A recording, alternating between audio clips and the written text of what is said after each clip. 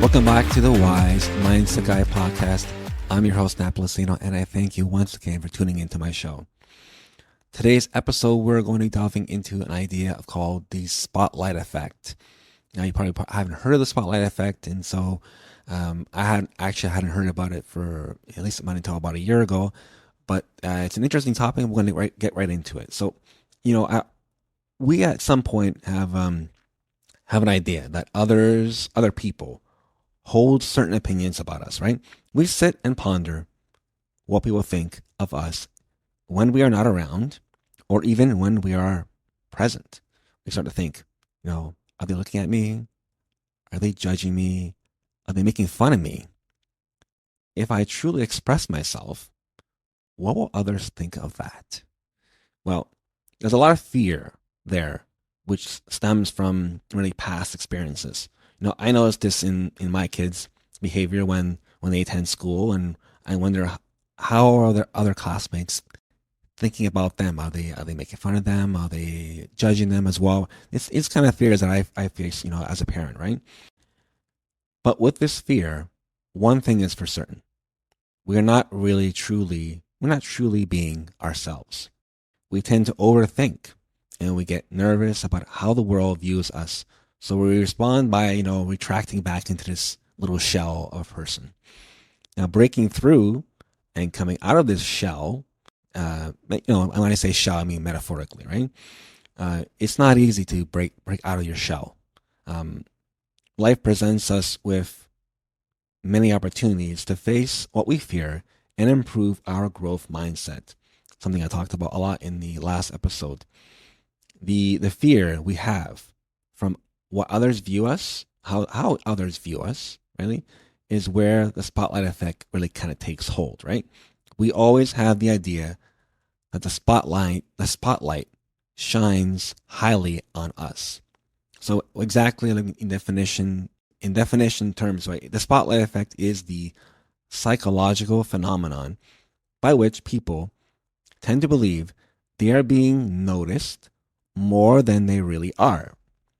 Being that one is constantly in the center of one's own world, an accurate evaluation of how much one is noticed by others is uncommon. The reason for the spotlight effect is the innate tendency to forget that although one is the center of one's own world, one is not the center of everyone else's. The tendency is especially prominent when one does something atypical, right? I referenced this from it's called Denton Mendoza, who is a spotlight effect through Psychology Today. Just to let you know, it's not my quote. It's from someone else from Psychology Today.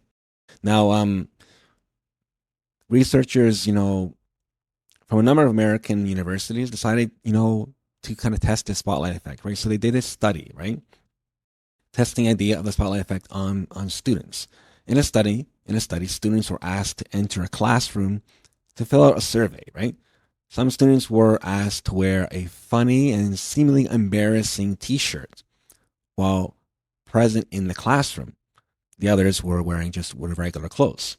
The selected students would, kind of enter the room with a t-shirt on with I guess it was someone else's face on it or something, right? And then the t-shirt was kind of in full view of the other students. Now, the students who were wearing the t-shirt were fully wearing this embarrassing t-shirt. And then, so I guess it's kind of idea to see how they would feel by going into this classroom with an embarrassing t-shirt and how they would react, right? After the study was over, the students were interviewed to see how they felt about wearing this funny, embarrassing t-shirt. And the other students were also interviewed to see if they actually noticed the shirt at all, or if they noticed it. The results showed that the students with the funny, shirt overestimated how much the other students really took notice.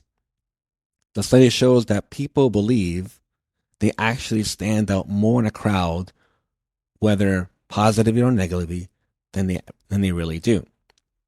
So, I mean, in terms you would think sometimes, when you walk into a room, everyone's just staring at you and kind of like, I understand this kind of theory, but it really brings to attention that through this study, we actually nobody's really paying attention to us as much as we think they are. If we kind of put this case into everyday life, it really gives us a sense of calm instead of nervousness. We are noticed for our actions and behaviors less than we actually think. If our family, friends, and peers feel that the social spotlight always shines brighter on them, we can use that in our advantage, really, and feel that we are not being judged as much as we feel.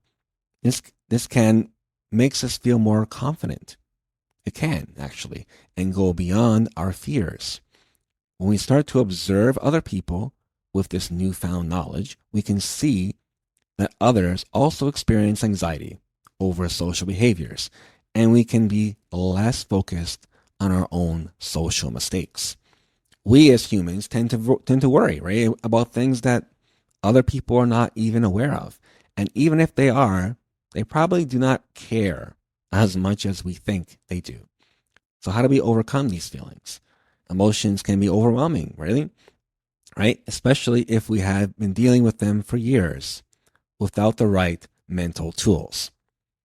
With the right tools from leading experts, in psychology, we can start to have better awareness of how we think of social anxiety. So how do we overcome anxiety, right?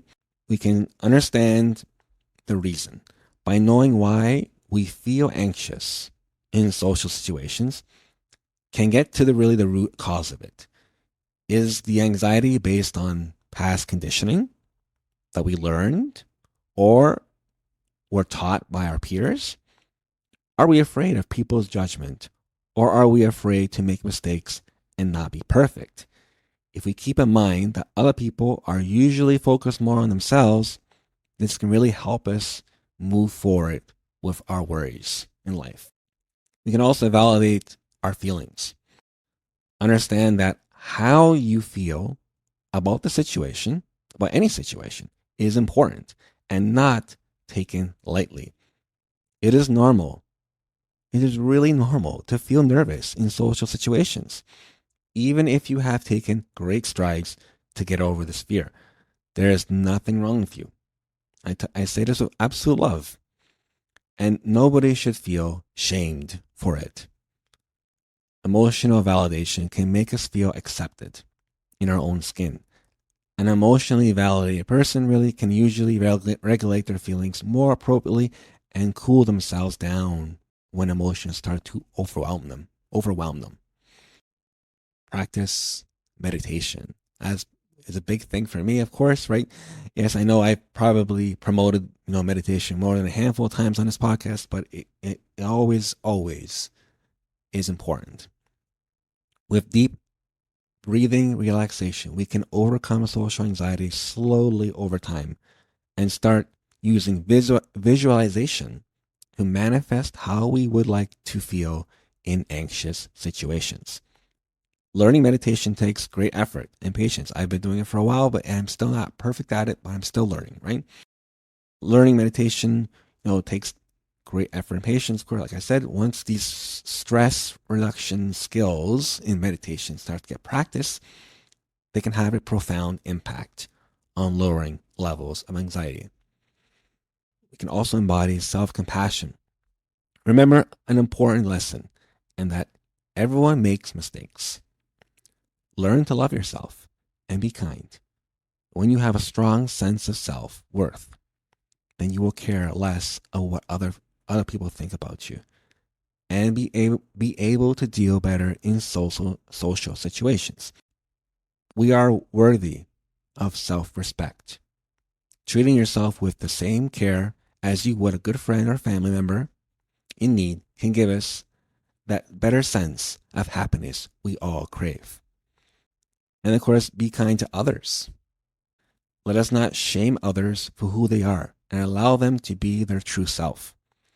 I'm reminded by a great example of my children who teach me lessons every day, and who I am, and I better improve myself because of them.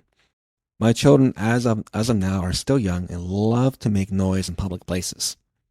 It is something we all can attest to when we're in a restaurant or something. When kids are making noise and it makes us feel bad about ourselves, right? Like they're embarrassing us, right? And many parents who may hear this, they feel the same way. They feel anxious, in a situation where everyone is starting to stare at them, right? As I too, once was trying to quiet my son, he said something profound to me in return. He says, "Dad, just let me be myself." This resonated very deep within me. If I do quiet him for being loud, then he will just retract back into a shell and be less open in life. Nobody deserves to feel inferior to the rest of the world, including yourself. That's all for today on the Wise Mindset Guy podcast. If you love this episode, please feel free to share with a friend or family member in need. And if you love this episode, please hit subscribe. I would greatly, greatly appreciate it. This is Nat Plastino signing off. Bye for now.